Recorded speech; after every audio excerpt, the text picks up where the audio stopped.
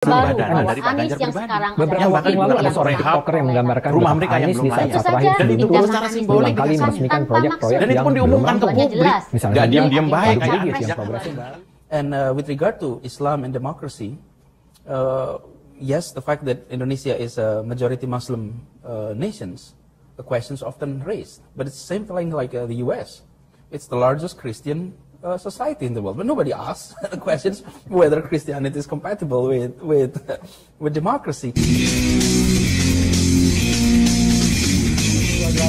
Ketemu lagi kita di channel yang perlu imajinasi informasi gratis tidak bayar. Subscribe. Assalamualaikum warahmatullahi wabarakatuh. Senang jumpa lagi dengan teman-teman Sobat Kicau Jelata. Apa kabar? Mudah-mudahan kita semua selalu dalam lindungan Allah Subhanahu wa Ta'ala. Ini tanggal 10 Januari tahun 2023, Jakarta cerah, tidak hujan. Dan kalau kita lihat bahwa sudah lebih dari 2 bulan Pak Anies Baswedan sejak berakhirnya masa jabatannya tidak lagi menjadi pejabat publik. Dan Pak Anies sekarang adalah bakal calon presiden. Kenapa bakal calon? Karena untuk menjadi calon presiden Pak Anies harus mendapatkan dukungan 20% suara partai di parlemen, dan Nasdem sebagai satu-satunya partai yang sudah mencalonkan Pak Anies masih jauh dari 20%. Yang jelas Pak Anies sekarang bukan pejabat publik, sehingga beliau adalah orang bebas, warga negara biasa.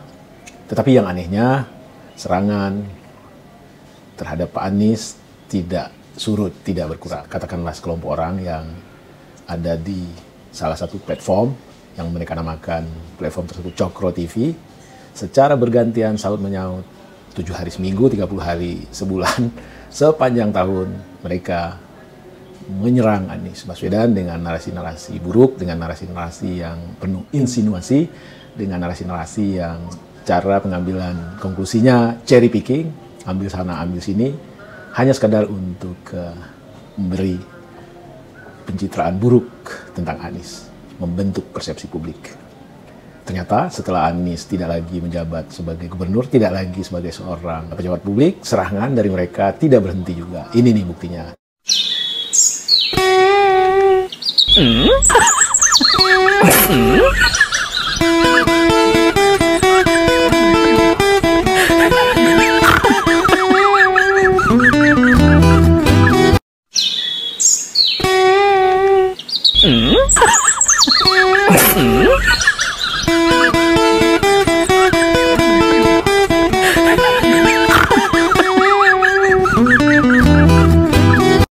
Anies terus digambarkan sebagai pembohong, maka ini paling tidak baru rencana coy, Anies adalah pembohong. belum keluar juga duitnya. Yang harus kita hindari adalah menyebarkan kebohongan tentang masih Anies. dalam bentuk kertas Itu tidak simbolik. boleh.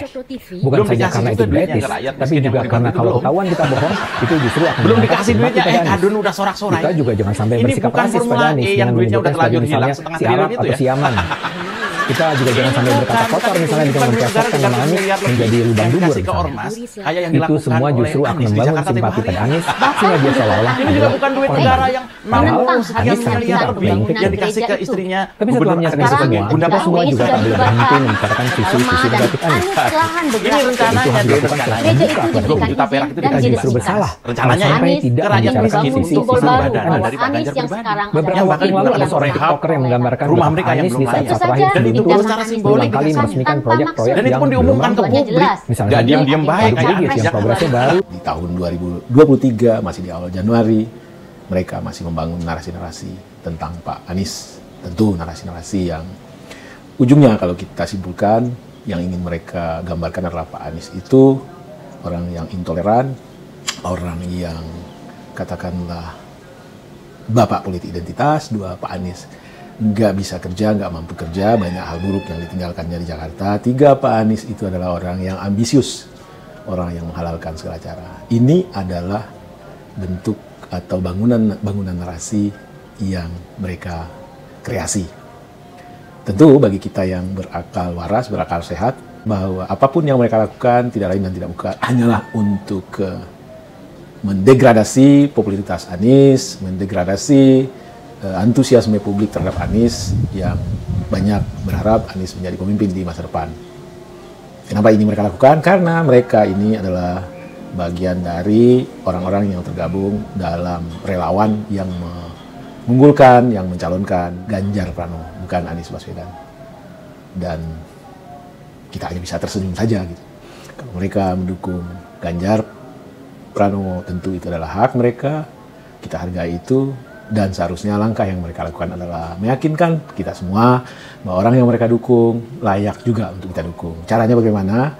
Ya tonjolkanlah apa gagasan Ganjar, apa kelebihan Ganjar. Intinya apa alasan mereka mendukung Ganjar, dan bagaimana caranya mereka meyakinkan kita semua bahwa memang apa yang mereka jadikan sebagai alasan tersebut layak juga menjadi alasan bagi kita. Itulah yang harusnya mereka lakukan. Tetapi bagaikan pedagang yang tidak tahu comparative advantage dari barang dagangannya, tidak tahu keunggulan, tidak tahu kehebatan, tidak tahu kelebihan dari barang dagangannya, yang bisa mereka lakukan adalah menyerang dagangan kompetitornya. Kira-kira begitulah lebih kurang. Bagi saya pada saat ini ingin sharing sebuah video tentang siapa sebenarnya Anies Baswedan. Dan video ini adalah wawancara Anies Baswedan ketika menjadi tamu di Stanford University, Amerika Serikat. Dan Anies banyak menjelaskan tentang kekuatan kita meskipun beragam. Anies menjelaskan bagaimana bahasa persatuan adalah salah satu pengikat dari keberagaman kita. Anies juga mengungkapkan demokrasi dan Islam. Intinya kita harus mendengar cuplikan wawancara ini. Untuk apa? Untuk mengetahui sebenarnya Anies itu siapa. Anies itu bagaimana wawasannya terhadap Indonesia ini.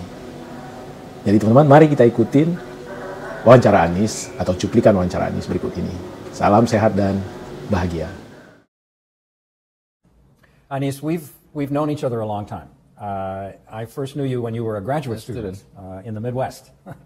And I'm just thrilled that finally, instead of my being your guest in Indonesia, you are my guest here at Stanford. And I wanted to take this opportunity to ask you some questions about Indonesia. One of the things that is the most striking, perhaps, to anyone looking at Indonesia is its incredible diversity. Hundreds of ethnic groups, different languages, all the major world religions are represented in Indonesia, ecological differences, economic differences, and yet it's a democracy. And since 1998, one hopes that will continue, it has been a democracy, despite having had very little historical experience of democracy. So what's the secret to your success? Yeah, well, first of all, thank you. I really enjoyed being at Stanford here. Now, with regard to democracy in Indonesia, yes, it started in 98, and it has been years since then. But the foundations of that democracy was built long before 98. You mentioned earlier about the extreme diversity. Democracy requires some common ground to glue these nations together. Right. Otherwise, it won't function. Right. Now, Indonesia had its independence in 1945. However, the spirit of being one nation in this archipelago was agreed upon 17 years before the independence. and there was a language was adopted there as common language. And this is very democratic in a way. Why? Because the language that was chosen as common language was not the language of the majority. It was the lingua franca of the archipelago, adopted as the national language. And I think it helps to create the feeling that this is one nation. And on top of that, right after independence, democracy requires equality. Right after independence, we had more than 120 small kingdoms and sultanates. And Indonesia decided to abolish the aristocracy systems that was there, and created a very egalitarian foundations that 5 decades later, when formal democracy was adopted as a system, the foundations is already there. The feeling of unity. Let me interrupt you. Sure. Let me go back to the first point you made. If I understood you correctly, you were suggesting that if a majority language had been made the national language, the minorities who didn't speak it would have revolted and maybe even destroyed Indonesia. Is that the point you're trying to make? That this small group, I guess these were the East Coast Malays, right, that spoke Malay, which became the basis for Indonesian, that they were too small to threaten the state? That's one, but also the fact that the majority understood that the language, that's the language of the minority, has become the lingua franca. Yeah.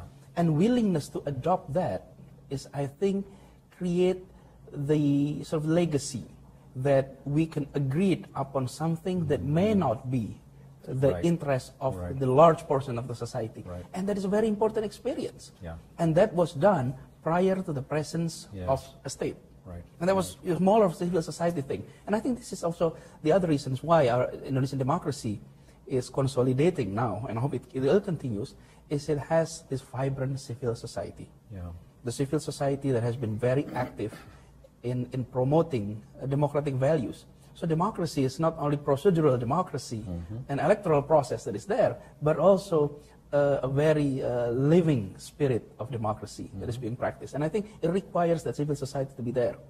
That's where I am now managing a university.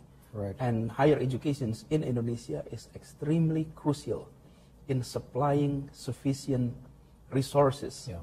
Right. producing a middle class, modern, highly educated, not only for the leadership level, but also at the masses level. And that, I think, one of the very reasons why our democracy is so far so good, and hope it continue.